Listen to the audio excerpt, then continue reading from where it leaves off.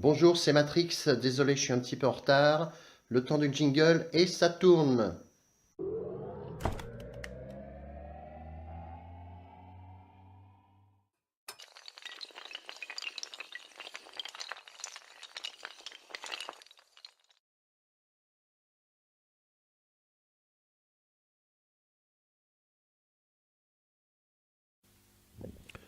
Donc, de retour, nous allons aujourd'hui aborder le sujet de Xpand 2. En l'occurrence, pour ma part, il est associé avec Ableton Live Suite pour vous montrer un petit peu comment on peut interpréter un morceau complet sans être obligé de passer par Ableton et enregistrer ses pistes et de faire un morceau global à l'écoute qui ne sera pas forcément reproductible en live, avec le principe du split clavier ou partage clavier en français. Donc pour la démonstration qui sera suivie par l'explication visuelle de comment on fait un split ou différent, j'ai dû en faire 5 ou peut-être 6. Donc là, je vous présente simplement mon partage de clavier que j'ai fait moi. Donc j'ai dédié ma partie haute du clavier sur, on va dire, à peu près 2 octaves, sur tout ce qui va être la mélodie ou l'entrée, l'intro. Enfin, après, vous interprétez ça comme vous voulez.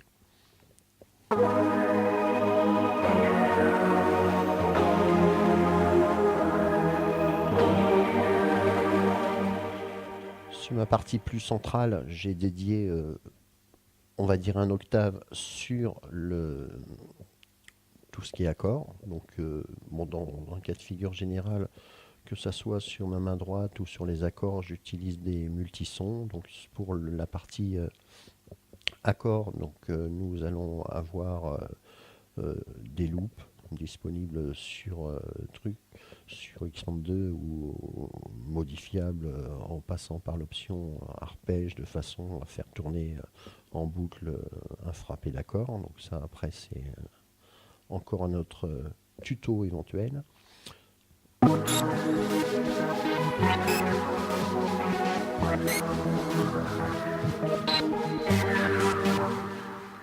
Et sur ma partie plus basse, j'aurais dédié donc ma partie rythmique, donc batterie, associée dans le cas de figure à une basse automatique, toujours pareil, Xpand 2, a beaucoup de sons et beaucoup de propositions qui vous permettent de faire des choses qui tournent un petit peu toutes seules.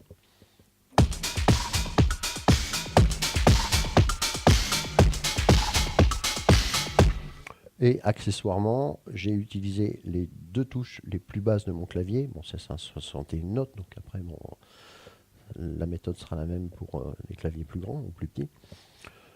Des touches que j'utilise pas, que j'ai dédiées à des effets d'entrée, de sortie, effets de mix au milieu de votre morceau pour passer à une autre partie.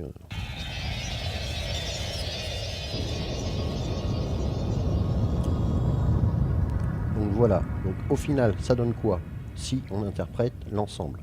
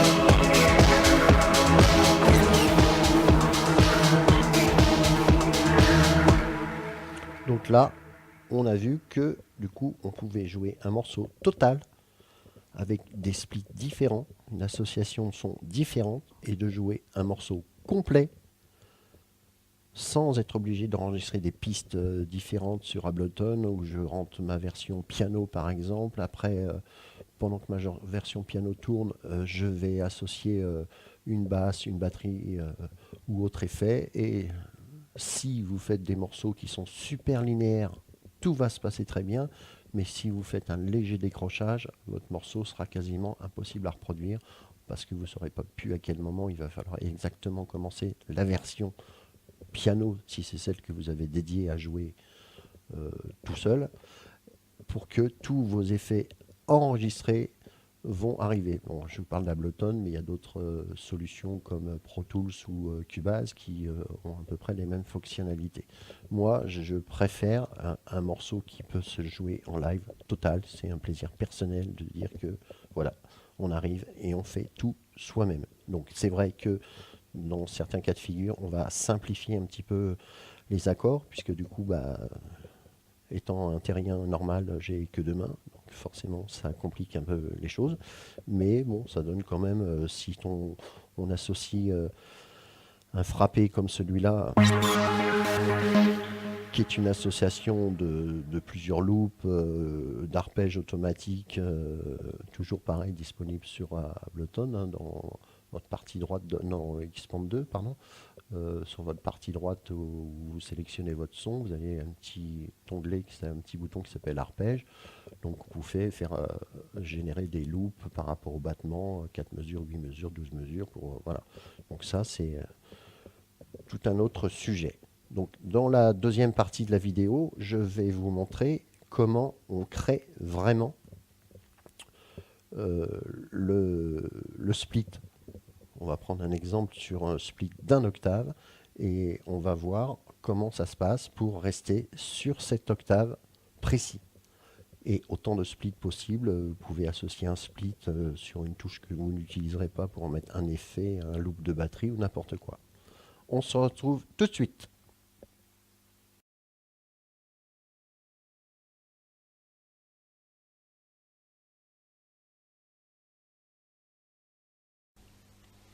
Donc nous revoilà. Donc vous avez dû voir passer une petite diapo qui vous explique ou qui vous rappelle le langage international des notes, puisque là c'est très important pour l'utilisation du partage clavier, puisque lui ne génère que sur le langage international. Donc l'exemple qu'on va prendre, donc vous n'entendrez pas les sons de mon clavier parce que malheureusement, apparemment un clavier USB n'est pas reconnu comme un périphérique de son système, donc le micro c'est bon, mais pas le clavier. Donc dans la dernière partie de la vidéo, je vous montrerai en live le résultat de ce que nous allons faire à l'instant. Donc j'ai sélectionné un son de piano quelconque, enfin le son on s'en fout un peu, on va dire. Donc on va raisonner sur cette octave-là. Donc en l'occurrence, pour ma part, le premier octave de mon clavier. Donc je veux que sur cette octave, j'ai un seul son. Ni avant, ni après. Donc nous allons nous retrouver sur cette petite case. Donc là, effectivement, c'est déjà actif. Donc on va tout mettre en vrac pour reprendre l'histoire depuis le début. Donc on a dit que mon premier Do en langage international, c'est un C. Donc comme c'est le premier, ça devient un C1. Mon deuxième Do devient donc un C2. Donc dans la petite case du haut, qui est là, on va aller donc chercher mon C2. Donc on commence toujours par la note la plus haute du split que l'on veut faire, donc C2, et en bas, je vais donc aller chercher mon C1. Donc mon C2 étant ici, mon C1 étant là. Donc vous pouvez évidemment splitter autant de parties de votre clavier que vous voulez, de façon, comme je vous l'ai montré au début de la vidéo, à avoir une association d'un doigt batterie, d'un doigt accord, une main droite avec la partie mélodique ou autre, associer une touche qui vous sert à rien pour y mettre des effets. Donc tout cela, donc nous allons le voir sur la prochaine partie de la vidéo pour voir comment donne le résultat de ce split clavier. Donc, nous revoilà. Donc, on avait déterminé que nous splittions cette octave-là. Donc, le résultat, on l'a là.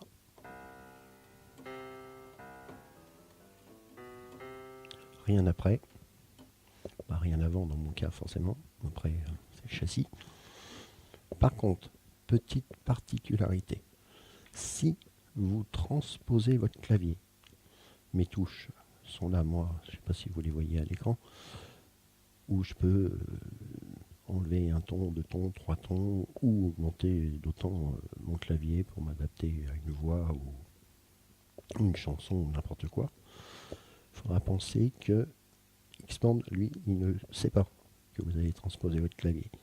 Donc si j'avais figé simplement cette note, donc mon C2, pour n'importe quel son, quel qu'il soit, hein, que ce soit sur un octave ou juste un son, c'est pareil, toujours la note du haut, la note du bas. Si on n'en fiche qu'une, bah, la note du haut et la note du bas seront la même. Si je descends d'un ton, je sélectionnerai ma note inférieure. Donc là, si je sélectionne, je veux un son sur mon C2, je vais sélectionner mon Si inférieur, qui dans le cas présent devient mon premier Si, donc B1, et je retrouverai mon Do initial.